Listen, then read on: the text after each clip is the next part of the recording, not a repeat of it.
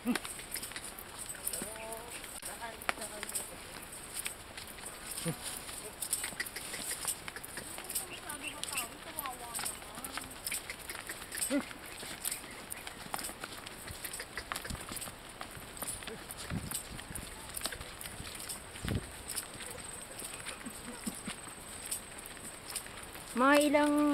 ilang ganito kayo kuya sa isang araw?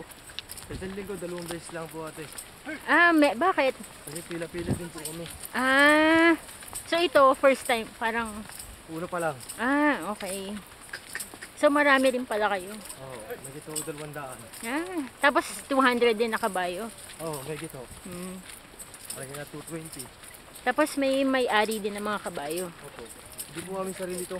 Hmm. Kami dito, 50 pesos lang. Grabe ano? Opo. Kasi wala kami sariling kabayo eh.